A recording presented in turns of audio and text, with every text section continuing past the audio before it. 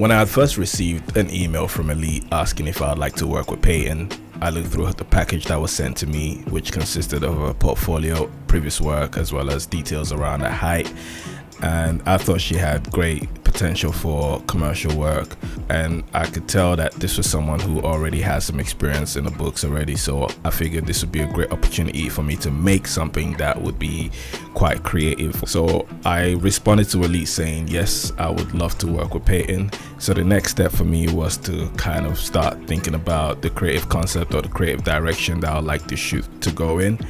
In order to work with the time that I had during that period, I decided to shoot this in my garden, as I've been doing with previous models as well. If you haven't seen some of those videos, I think you should go and check one of the shoots I did with an Elite new face called Anaya, which was also shot in my garden. But back to this, the great thing about shooting in a confined space like my garden is that there's less distractions, so myself and the model can actually vibe and we can get some chemistry going. They can feel comfortable, as well as just be themselves. So the other thing was to think about what I would like the set to look like in my garden, because I can't make every picture look the same. So I decided to go fabric shopping for some backdrops. I knew what I wanted to create in my head, but I just wanted to see it and get the concept down. So I found a fabric store close to me, and I found two backdrops that I liked. One was orange and the other was a denim green. Brought those back home and kind of simulated the set in my spare time to see what it would look like.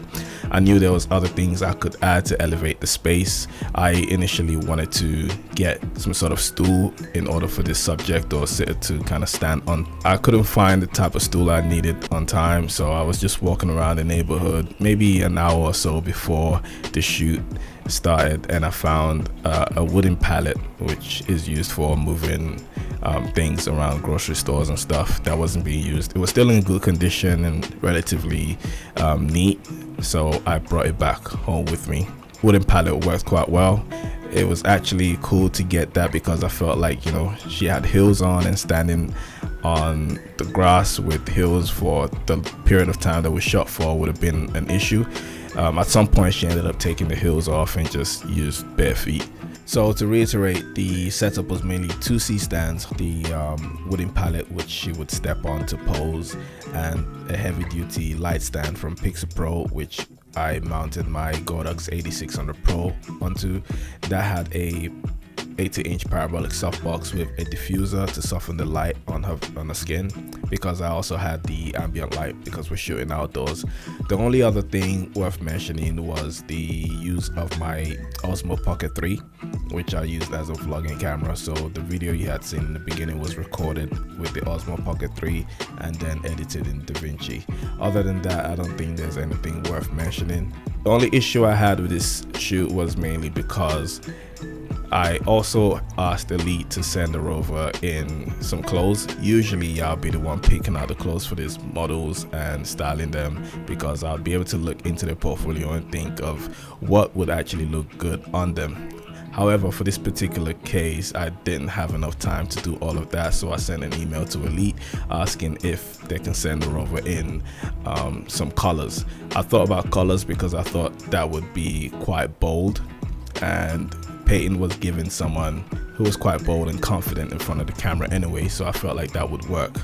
They did send her in a colorful, I think it was orange dress, which I appreciated, but the problem with that was that matched too closely with one of the backdrops that I got from the fabric store, and I wanted to create some sort of separation between herself and the backdrop, so I put her in this black top. The other outfit was the cream or off-white top, which was I think Jacquemus, as well as the skirt was also Jacquemus. That went with the second backdrop, and that also made her pop because the colors were different from what the backdrop was, so she looked good in them and she posed quite well in both outfits.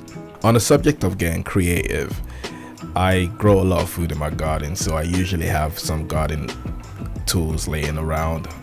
One of them, which was the garden hose, also clipping some of my flowers. I handed it over to her, both the garden hose and the flowers, and asked if she could pose with it.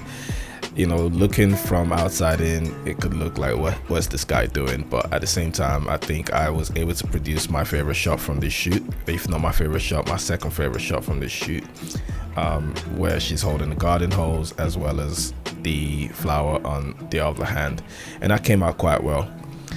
The whole concept was shot on 2 different cameras. One is my mirrorless camera, which is the Sony A7III. I'm still using the A7 III because I'm still getting great images from it. I've kept it quite well, so I don't have any issues with the camera.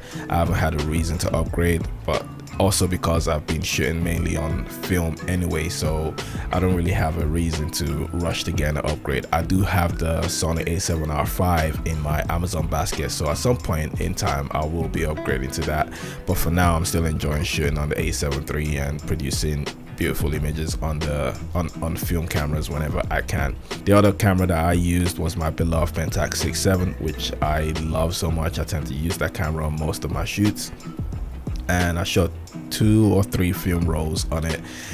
The film rolls were the same. It was the Kodak Portra 400, and the images came out really well. I think I nailed the lighting as well as the exposure on the rolls. The only thing I felt like gave this shoot a bit more edge was the angles I was shooting from. You know, there was a point in time where I went kind of to the side and shot her from an angle rather than straight on shot, and I felt like those images came out quite well as well. I tend not to give film shots to the agency because that's something that's, you know, coming out of pocket for me, so I just submit the digital shots to them, and maybe if I'm feeling generous I will give maybe 1 or 2 film edits. But overall I felt like the shoots went well.